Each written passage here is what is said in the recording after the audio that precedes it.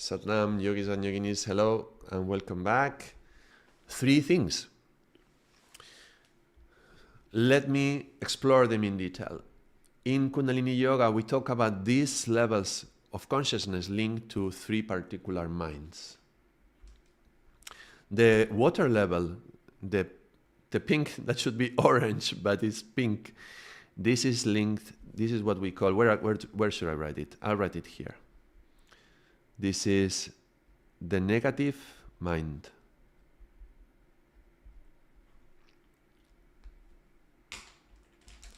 The fire is linked to the positive mind. I don't know why I write this with capital letters and this with small letters. It's happened with the water and now it's happening with the fire. But never mind. The wind is neutral mind. Neutral mind. Negative, positive, and neutral. Okay, so negative, positive, and neutral. We study this in Kundalini Yoga quite deeply, quite a lot, but I will assume that not everybody has heard of these concepts, so I'm going to just explore them here. Now, what is the negative mind? The negative mind is not the bad mind, the mind that is just always that creates negative thoughts. It's not in that way. Negative mind is the mind that says no, the one that says no, no, no, no, no. So it can be very negative. And it can be like complaining, and it can be like nagging, and it can be like that. But the negative mind can also be protecting you. For example, somebody offers you something that you don't want. Somebody comes and offers you drugs, and you're like, no, thank you, right? That's saying no. That comes from your negative mind. Negative mind is very much linked to our instincts. Instincts I mentioned before, no? Somebody is going to insult me. Maybe it's going to bring from myself the fight or flight mechanism, yeah? And I'm going to want to fight, or I'm going to be going away. But that's a very animalistic response. And that's there to protect you, because we are designed from thousands of years of evolution to survive. Now, if something could be harming me, could be damaging me, I want to protect myself from that. So my negative mind is telling me, whoa, whoa, go away. Or fight it. That's a way of saying no. So that negative mind is in relationship to that animalistic behavior, and that can be good in the sense that you can be protecting you from harm, but it can also be bad in the sense that it can be limiting you from the kind of things that you want to do. No, I'm not going to do it because maybe it will bother somebody else. So that's a negative mind in the toxic way. So negative mind is linked to the subconscious because of the toxicity. So if there is a lot of toxicity in the subconscious, the negative mind will be expressing itself in the worst possible way. And it's going to be nagging, it's going to be blaming, it's going to be shaming, it's going to be complaining, it's going to be insecurity. Insecurity is a way to say no to yourself. I'm not sure if I should do it. That's a way of saying no, I'm not going to do it. So you're limiting yourself. You're saying no to yourself. So, as I said, the no, there is a big power in no. No has the capacity to assert yourself. When somebody is asking you something, you don't want to do it. No, that's very powerful. But you have to gather that power. And the problem with the subconscious is the toxicity. So, Sandeep, now we are going to this. The first thing that we need to do, we need to clean the negative mind. We need to clean the subconscious. This is the very first element, the very first work we have to do. Because if we don't clean this, whatever response comes out of us is going to be already coming from this negative state, this subconscious toxic state, animalistic in the toxic way. That lady who was in the shop with the knives, she was very negative already, in the sense that she was expecting me not to buy anything, so why should she invest any energy in me? So she was already waiting for the worst. She was in a very down hole, negative, black, darkness, yeah? The deeper you go into the subconscious, the darker it is, yeah? In this deep abyss, there is no light. So this is the the highest darkness, right? So the first thing we can do is clean this. How do we clean this? Through mantra chanting, through meditation, through our spiritual practice. Going into nature, painting, arts, this can all help cleaning the subconscious. So this is the first element, cleaning the subconscious. Second element, the positive mind. What to do with it? The positive mind is not positive because it's always being happy and joyful. Positive mind is the one that says yes. And the one that says yes can be great, can be horrible. The yes thing, if it's the right thing to say yes to, it's going to propel you, it's going to move you forward, it's going to create a fire like the engine, the fire of the engine that is going to move the boat forward, it's going to bring you fire to operate in the world. So it's a great thing. The positive mind moves you forward. If the negative mind is protective, the positive mind is projective. So you are projecting yourself forward. And that's great. But if you say yes to the things that are not for you, then you are projecting yourself forward in a direction that is going to cause you more pain. So the positive mind says yes, but what is it saying yes to? That's the thing that we should be aware to. So one typical example of how this gets us into problem is that something happens and the negative mind, being toxic, if we haven't cleaned it, is going to bring some of its insecurity, for example. Let's say you are single, right? And you're a man and you want to approach a woman. It's a good example.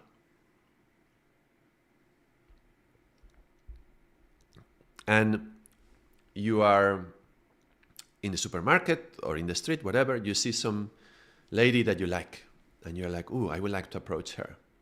And then negative mind comes in, which, by the way, this is the first mind that activates the negative. Then we come to the positive. But the first one is the negative. And it says, now comes the insecurity. It's like, ooh, I don't know if I should do that. Because what if she rejects me? What if she starts calling me a creep, or calling me a stalker, or thinking that I am weird, or thinking, what if she starts shouting, or she starts saying something nasty to me? So the negative mind is, be careful, is trying to protect you, because you see, the moment you see a possible danger, and this is a danger to the ego, not to the physical self. This is an animalistic behavior that it was encoded from when we were animals. When we were animals, it's like, a lion comes and we're in danger. So we want to protect ourselves and stay away from the lion. But right now, I'm in the supermarket and I see a beautiful lady and I am in front of a lion. And it feels like a lion because you feel in danger. Like if I approach her and something goes wrong, you feel like you are going to die. It's very irrational, but this is emotionally what's happening. So the negative mind is going to tell you, no, don't do that. Be careful, don't do that. Now, if that toxicity from the negative mind came up, if I didn't see that she's not a lion, she's just a woman, and maybe she's even, hoping that I approach her, but I'm not doing it, right? But if you don't see the reality for things as they are, if you are just from your own insecurity, I'm not saying be a creep, right? I'm saying if you are stopping yourself out of this insecurity, then the negative mind says no.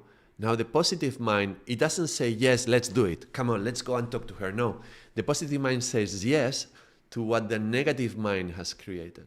So the negative mind was telling you, oh, no, I don't know. What if she says no? What if she thinks I'm a creep or a stalker? The moment those thoughts come up, the positive mind says, yeah. And she could start screaming and she could say something nasty to me.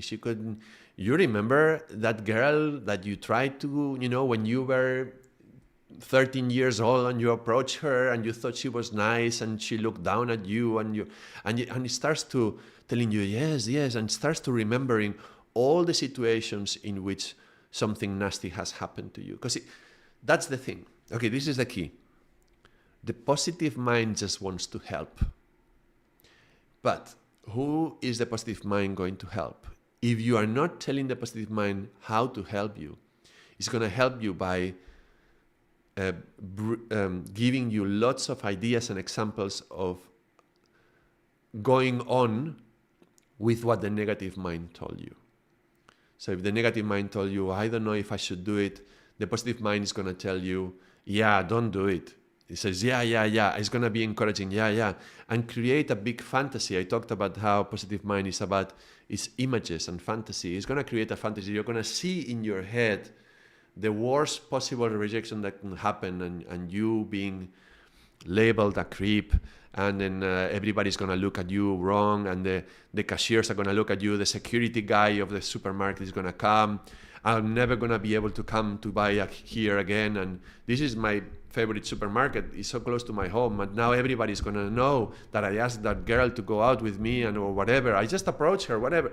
You're going to create this huge fantasy. Now, where is that fantasy coming from? It doesn't come from the negative mind. It's a fantasy that you build in the semi-conscious, but it's just growing out of the toxicity that came from the subconscious. So what do we need to do with the negative mind and the subconscious? We need to clean it. Yeah. What do we need to do with the semi-conscious now? When the subconscious is clean enough, now we need to train the positive mind to say, oh, look, this is the kind of thoughts that we want to increase. Yeah, positive means more. So that's going to be increasing something. So what kind of thoughts do you want to increase? I don't want to increase the thoughts from my negative mind. I want to increase the thoughts from my from the toxicity of the negative mind. I want to choose what do I want to increase. So for example, I see a lady in the supermarket. Let's take that example, right? You see the lady in the supermarket and you like her. And you're like, oof, I don't know if I should approach. Something could go very wrong. But then the negative mind, clean enough as it is because you did your meditation in the morning and you are chanting your Satanama as you are coming, then says, you know what? I'm tired of being alone. I don't want to continue being alone and going home alone. And if I never approach someone, I will never, how am I going to contact women anyway? Online, through web, through these apps in the phone that are horrible apps, are really difficult to find somebody healthy through those apps and somebody who's going to respond to your messages. Particularly, I'm talking like a good example from a man looking for a woman right now. Yeah, I'm sure we can find another from a woman about a man or something else. But let's take this example forward. If I'm not going to find anybody through apps, in real life, how am I going to do it if I don't approach someone? I don't want to be alone the rest of my life. So you see, I don't want to be alone. This is the negative mind, but serving you at that moment.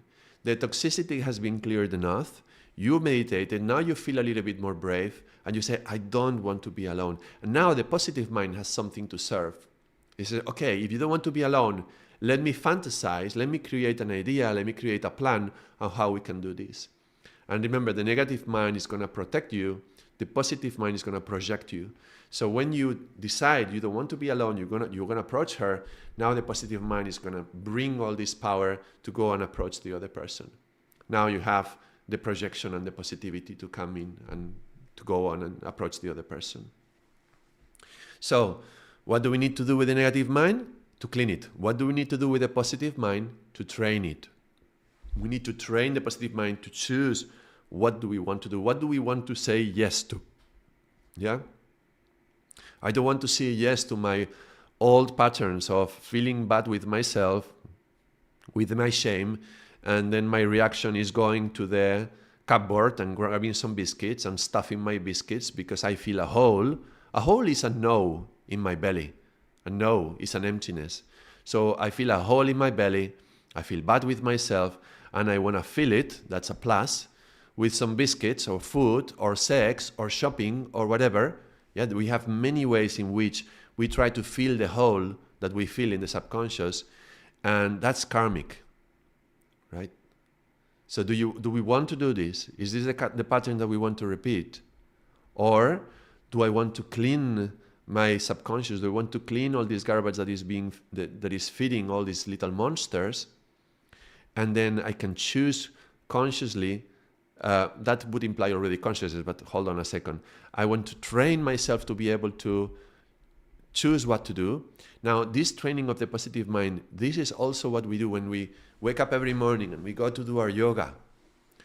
When we are holding a discipline that we don't like to do, but we do it anyway. That's a way of training. It's kind of like a military drill, yeah? You're drilling yourself, you are training yourself to overcome your negativity. When you wake up in the morning and you are in the bed and you don't want to get up because it's early, why should I wake up? Yeah, why should you do it?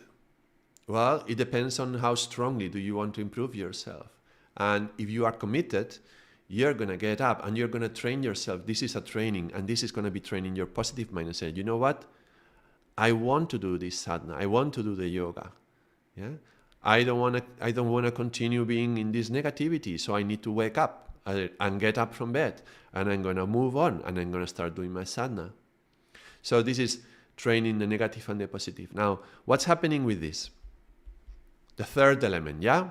I'm still covering the three elements, Sandeep. I don't know if you're still around or not, but I'm still covering the three elements. The third element is linked to the neutral mind. And I mentioned before, it's not about being negative nor being positive. It's about being neutral. What does this mean? Being neutral is being able to see the situation for what it is, the real situation, with no filtering through my preconceptions, my prejudgments, my expectations, my old patterns of habits or values or beliefs, yeah? All these filters that are not allowing me to see life for what it is. This is linked also to Patanjali. You know, when Patanjali is talking about the colors of the thoughts, yeah? Colored thoughts. These are the colors. This is like, are you going to see white light coming out through the window? Or this is like in the churches, you know, they have these stained glass windows, something like that. Stained glass, I think it's called. And they are beautiful drawings, but with colors, yeah? So the light comes filtered through those windows and they come in the shape with the colors. Now we have a lot of stained glasses. Imagine my glasses now were stained. This is what our ego does. Out of our experiences from life, whatever we lived in our life in the past, that got stored in the subconscious. Remember, the subconscious, or even deeper in the unconscious. Now, when I am going now and looking into the world, that my glasses are already stained and I see things with a bias. Neutrality, a neutral mind, implies that I have cleared enough these glasses to see reality for what it is, and I can see the negative things into the situation, the positive things of the situation, the pros and the cons, and decide what is my path. What am I going to do? Am I going to do it? Am I going to approach the girl, or am I not going to approach the girl? In the example of the guy who likes a girl in the supermarket, what's the choice? Remember, choice implies consciousness to do that choice. So the choice should come in from the neutral mind. If it doesn't come from the neutral mind, it's going to be a reaction, and then or a response or a reflex, but that's a little bit more nuanced, yeah? But it's generally, mostly going to come from my insecurity and from my inner monsters, yeah, more or less, yeah, it can be like that. Now, if I clean my subconscious enough, and I train myself so that, you know, if you wake up in the morning and you get up and you do your sadhana, you have the strength of will to later during the day, when something difficult arises, like, you know, approaching a lady in the supermarket can be difficult, but you can gather that strength of will that you cultivated during your training and then do it. Yeah? So we need to clean the negative mind and the subconscious, train the positive mind, and awaken the consciousness. If I am awake, this is the awakening, yeah, going back to the Sandeep's comments, yeah. If I am awake, if I am aware, if I am conscious, I can choose what I hear from the negative mind and the positive mind and put them in my service. And I can choose what to say no to. What am I going to say no to? Am I going to say no to approaching the girl, or am I going to say no to being alone and deciding to approach the girl? And if so, then how is my positive mind going to help? Because remember, the positive mind just wants to help, but it doesn't know who to help, who to help to. So you need to hold the reins of the positive mind. It's like the horses. You need to hold the reins of the horses. And this is kind of a little bit like the metaphor of the Bhagavad Gita, when we see is Krishna holding the reins of the horses, right? And Arjuna is riding in the back. Arjuna would be the metaphor for the soul. But the thing is, are we letting our consciousness, is our consciousness holding the reins, or have we let our ego hold the reins of the car?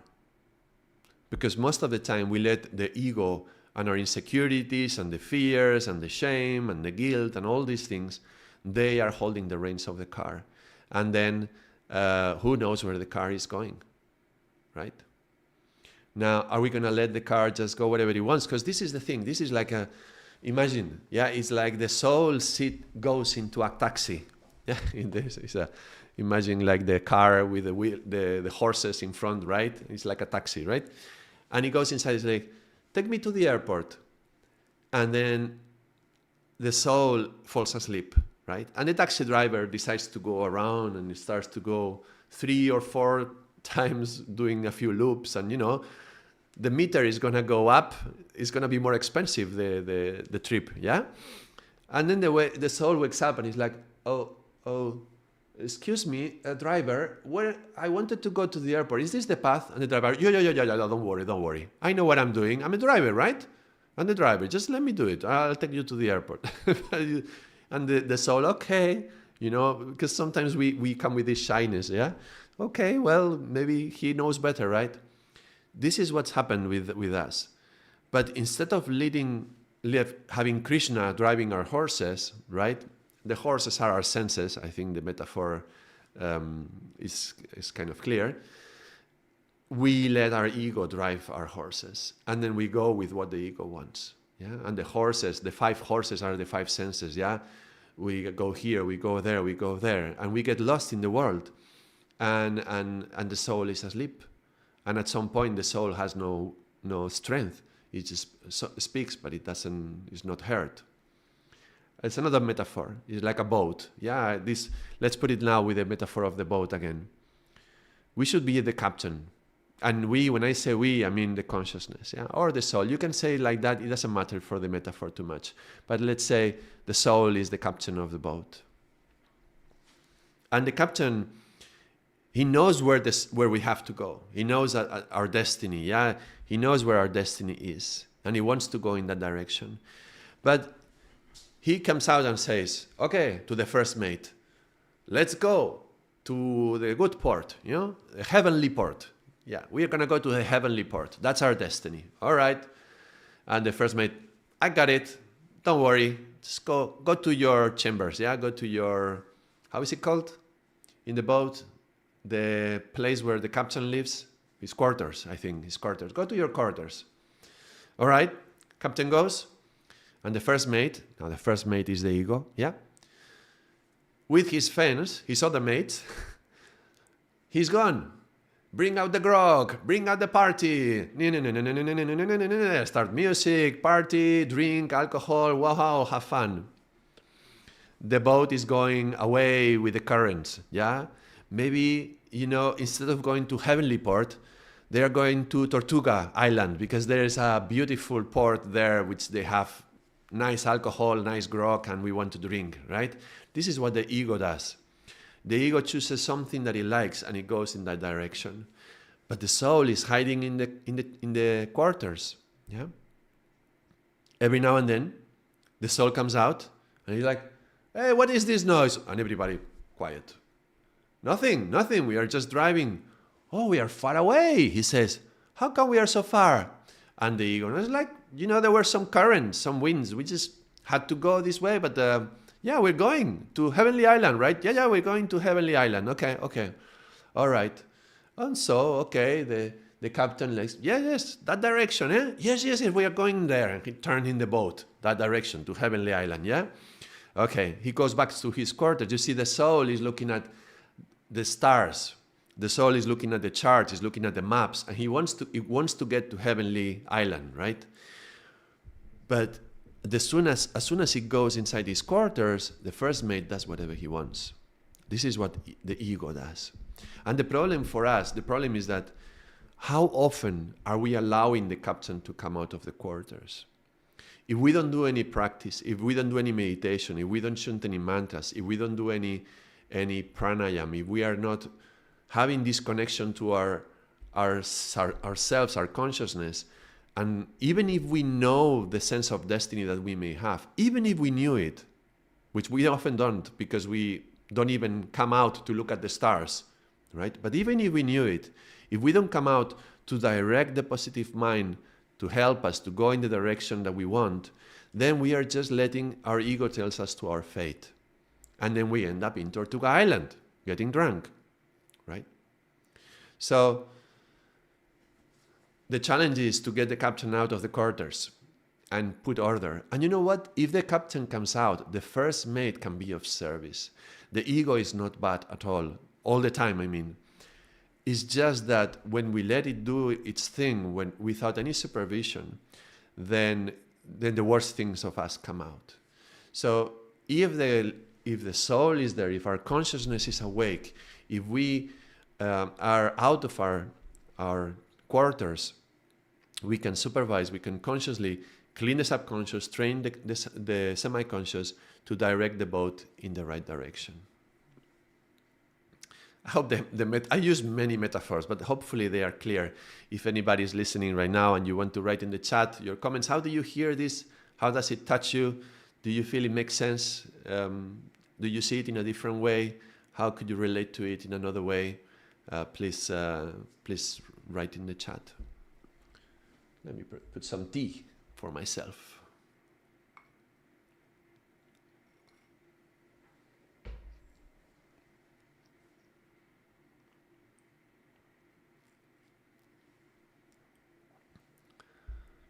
So going back to the practices, like Amita was asking, what practices would I do in relationship to these minds would be every time we are meditating and chanting mantras, going into nature, painting. These are all ways to process and clear the subconscious. By doing things when we don't necessarily want to do them, but we do them anyway, we train ourselves, we discipline ourselves through our commitment and our sadhana to strengthen the positive mind, but to do what we want it to do. And by every time we are breathing consciously throughout the day, every time you remember, let me ask, how many deep, full breaths had you today? Up until now, since you woke up, how many times have you fully inhaled and exhaled? Well, why not every time during the day that we remember a full deep breath to come back to the present? Yeah. If you don't, if you want to, share with me how you are doing with this, what I'm talking, you can write in the chat, or if you are watching this video that has been recorded, you can just write in the comments of the video. But this thing about the present, being in the present, look, there is kind of there's a few ways to live. Let's take this idea of the horse and the carriage, and we being in the back of the carriage, right? When we are asleep in the carriage, it's a little bit like every time the carriage goes through a little bump, it's like bum bum bum bum, and you're like, oh, what's happening? Bum bum bum bum. Oh my God, what is this horrible path? Now, every little thing that we find when we are with the carriage, this is like every karma that comes in our life.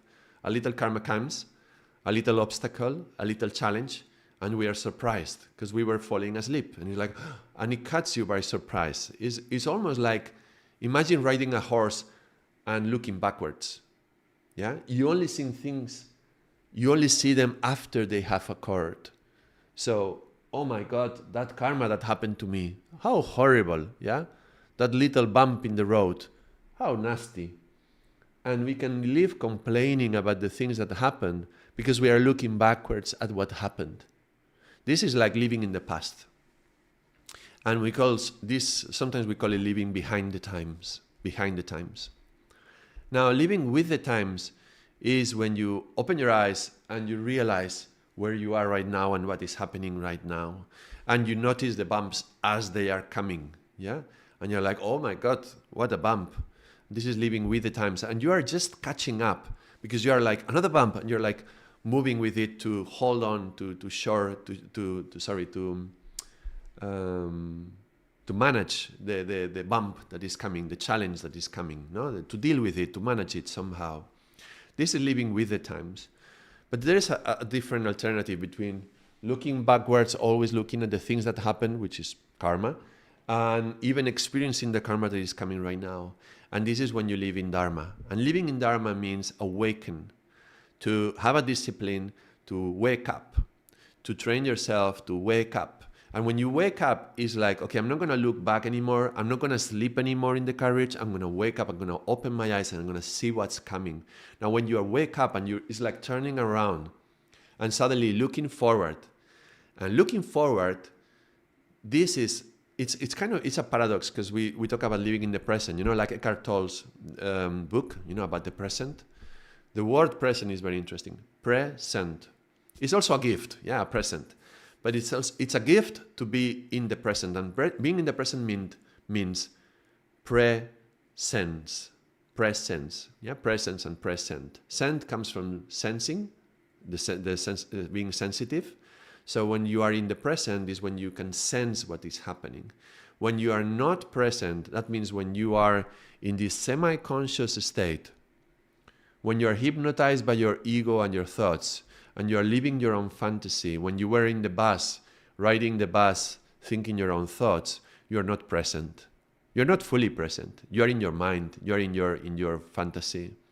Now, when you are there, somebody steps on your toes, and then that's painful.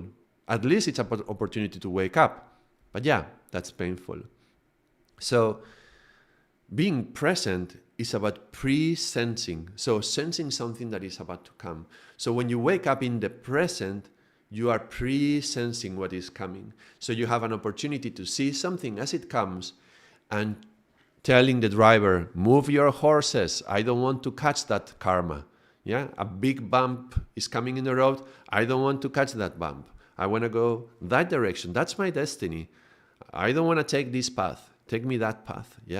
So being aware and being present in the present is a necessary ingredient for you to be able to direct the horse in which direction you want it to go.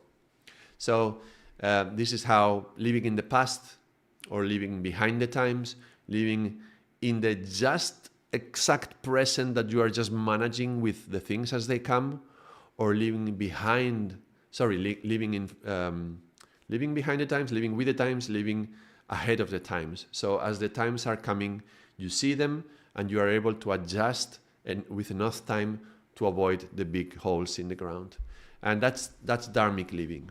That's when you can avoid the karmas as they come, or at least be more ready to deal with them. Sometimes it's not about avoiding them. You have the path, you know where's your destiny, and you know the path that is going to take you there, and there is a hole in the ground. And you're like, okay, there's a hole. There is no other path. This is the path that I'm going. But at least I know there is a hole coming. So you get ready for that, and you have an opportunity to manage. It's like in some yoga classes, if I'm teaching a yoga class that is particularly hard, maybe you have to stay with the legs up, maybe 5 minutes or 7 minutes. And it's going to be a very challenging posture. And if I don't say anything, I just say, okay, raise the legs, and I stay there, raise the legs. Very soon, the mind games start appearing in the one who is practicing, the student of the class who is practicing. And he's like, oh my God, how long is this going to be? I cannot anymore. I cannot do it. Oh my God. But if I ahead of time say, look, this is going to be a long, difficult exercise, and get ready for that. Are you committed to that? Then get ready for it. It's coming. We're going to go for it. Okay? You ready?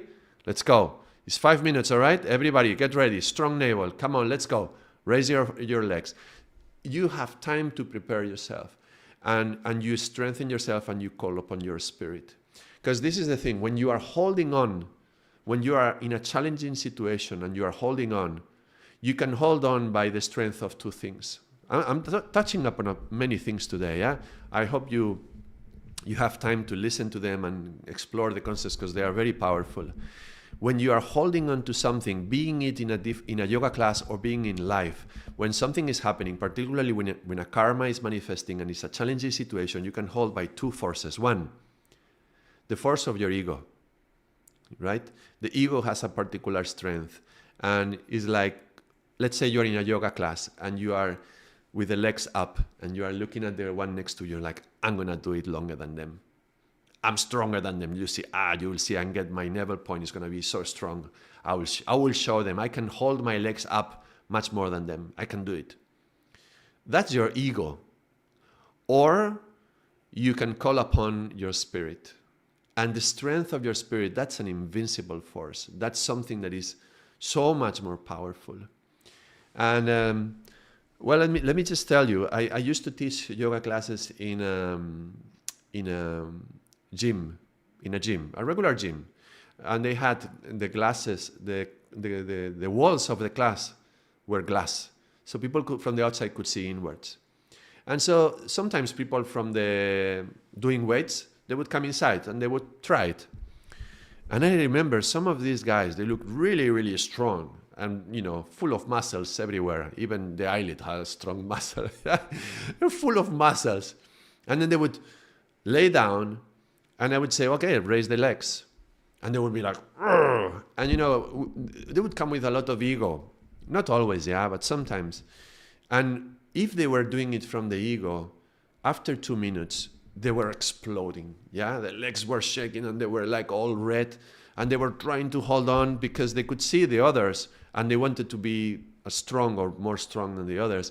Now, if you are doing the fight from the ego, you're already lost, right? And actually, most of the time they could not hold on and they would just lower the legs. And there would be this nice young lady, 60 years old, soft and kind and smiling, doing her breath and keeping the legs up, and you were like, how can I do it? And to me it was just funny to watch, but I could see that happening again and again and again and again. And I would see people, young people have less strength from the spirit than older people. Somehow the more we are in life, the more the spirit is coming into us. And sadly, I could see very, very often in a yoga class how young, even men generally, which is a bit sad and painful to see, but often the young men would lower their legs or their arms, whatever. You're doing this mudra, right? For a meditation, a long meditation. We are like this posture. And the young men would lower their arms first. And then the young girls. And then the middle-aged men and middle-aged women. And then the older men and women. The old people were those who could hold on to longer. And they would be there and you could see them. It's not pleasant. They are having a tough time. It's challenging. But they could hold on. I remember in some yoga class and seeing this old lady in the back of the class, and she was skin and bones, skin and bones, and holding the arms, just stable, and all the young people are complaining, right? So when a challenge comes, you can face it from your ego or you can face it from your spirit. And if you have cultivated that strength of the spirit and you have disciplined yourself, you have trained yourself to strengthen that discipline, then when you need it, when the challenge comes, you're going to be strong to deal with it and gathering that strength from the spirit. So, many things today. How is it going? How are you receiving this? How are you hearing this? If you are online, you can write in the chat. If you are watching this video from YouTube later after the day it was recorded, just write in the comments how do you receive it. It's been a long journey. I've been in a lot of detail today about consciousness, levels of consciousness, our ego and our mind and the play that they do. And this is the first one of a number of videos I'm going to do on the topic. And as I mentioned, I'm recording it live today, but I will probably upload it also and put it like a particular, like the other videos I have in the channel about something. And the topic is consciousness. And this will be the first of a number of videos in which I will explore more about the mind, how does the mind work, and how can we deal with the many aspects of the mind, including how to deal with these things and how to deal with this thing. But this will come another day. I think it's enough for today. It's 2 hours that we have been going into this, and I think it's a good moment to stop it. But I'm thinking probably this week I will connect again. I don't know if we will continue with this topic or something else, but probably I will connect again. As usual, I will, the day before, I will write it in the community tab. So if you haven't subscribed and you subscribe to the channel, just press the bell so that when I send the message, you can receive it, that it says, tomorrow I will connect at this hour, but it will be in the morning anyway. And I'm not sure yet if it will be maybe Thursday or Friday, depending. I have some things to do, but we will see. But hopefully it was useful and it was of service to you. I hope it brought a little bit of light about consciousness. And that is all for me from today. Thank you for being here, all of you who are still listening. And thank you for connecting if you are watching the recording. And until next time, Satnam, thank you very much for watching.